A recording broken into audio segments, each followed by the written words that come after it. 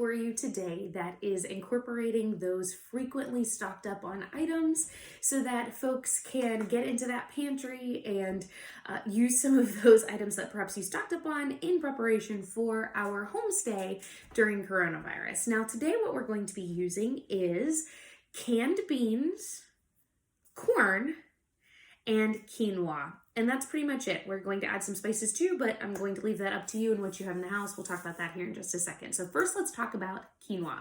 Now, if you are someone that has never made quinoa before, this is dried quinoa here. If you have never made quinoa before or you don't know what it is, it sounds like a fancy word. Let me tell you a little bit about it. I think this is like the miracle food. I love quinoa. I make quinoa and use it. I think it's incredibly versatile. And I make a huge pot at the beginning of every single week.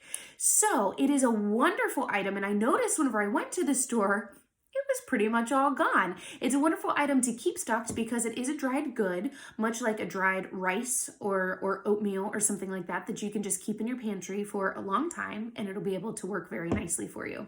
Now, here's the beauty in quinoa. It is naturally gluten-free.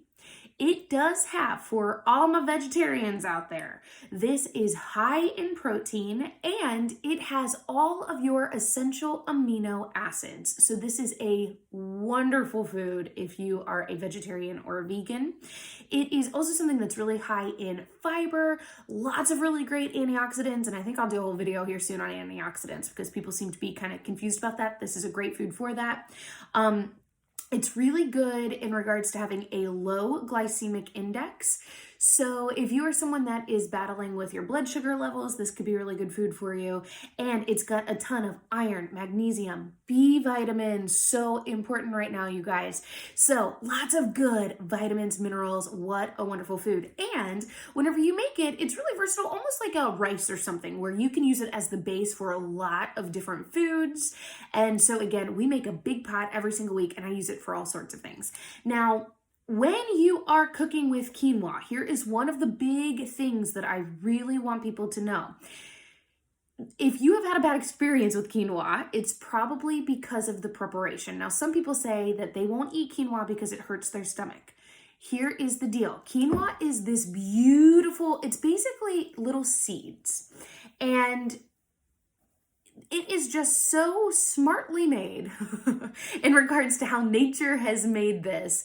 Each of these little seeds has a coating, and that coating serves as a natural pesticide against bugs and other animals and things like that that could be coming and trying to eat this. So it is a natural pesticide. This is not something man-made sprayed on, but a natural pesticide that is on these seeds. So if you want to get rid of that, it's as simple as soaking it before cooking it. So all you have to do, I will take a bowl like this, or I'll take the pot that I'm going to make it in, and I will soak it in water. And I will leave it, I personally leave it overnight. If you only have a few hours, I mean, every little bit will help, but I think it's ideal to leave it for an extended period of time. Let it soak, then drain all of that water off until the water runs clear, and then you cook your quinoa. And that's going to help make sure that you don't have an upset stomach afterwards, because again, some people talk about that. That makes sense. It's because there is a natural pesticide on here, and it's just nature's way of protecting itself. So we can beat it though by putting some water in there. All right, so now what you do is you will take your quinoa and you will use a 2-to-1 ratio, much like you do with rice or something, where you will take 1 cup quinoa, 2 cups of either water, or if you wanted to use a vegetable broth or a chicken stock or whatever you're using to cook your quinoa, you will do a 2-to-1 ratio. Put it on your stovetop, bring that to a high heat, let it get to a good boil.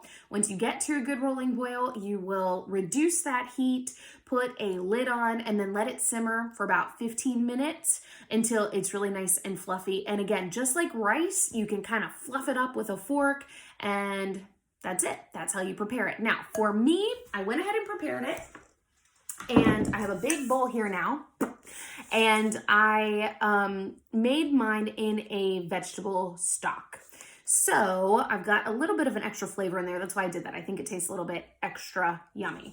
Now, what I'm going to do today is the simplest recipe, you guys, but it is so good.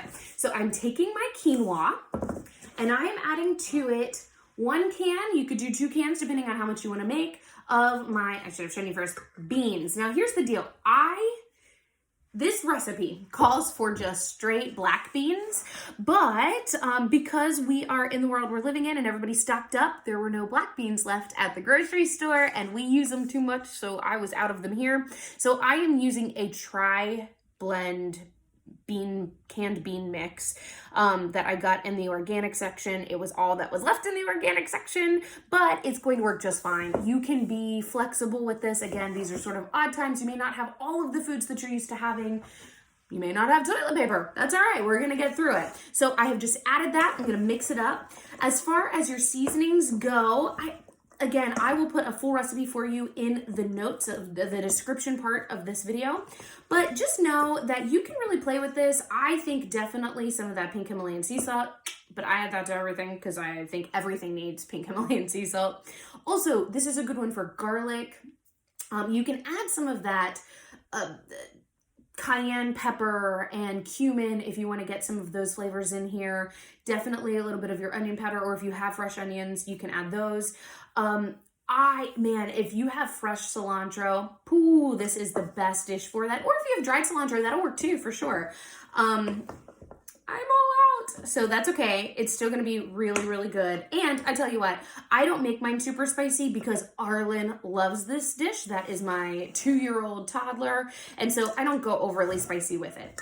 All right, so I have added what would be the equivalent of a full can of beans. I'm also now going to add corn to the mix. Again, my toddler loves this. Now, depending on how much you love or hate corn, and this just happened to be a bag of frozen corn that I had.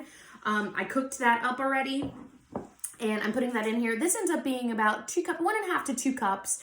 And if you're someone that doesn't love corn, you can do less. If you love corn, you can do more. Arlen loves corn, so I put a little bit extra in, so mine's about a 2-cupper. And you just mix that up, and honestly, that's all there is to it. It's done. You add any of those fresh ingredients you may have, like your cilantro, and you add those seasonings, and you stir it up, and it is so good. It is ready to go, and you can just eat it right up. That's it. It's all done. How amazing is that? Now, if you do have some extra tomatoes that you want to use up before they go bad, or if you've got even canned tomatoes that you want to add to this, or if you want to add to this, this is a dish that is just begging you to marry it with some avocado. That would be really good. I also have already put in, whenever I was actually doing some of my cooking, fresh lime. Let me throw it. This is a really good dish for some fresh lime to just brighten that up. Feels a little bit springy to me. And what's lovely about this is a really good dish served hot, or you can stick it in the refrigerator, and honestly, you can eat this cold. Again, if you want to add some of that fresh lime or put a little bit of vinegar in there, it can almost be like a salad base. Totally up to you.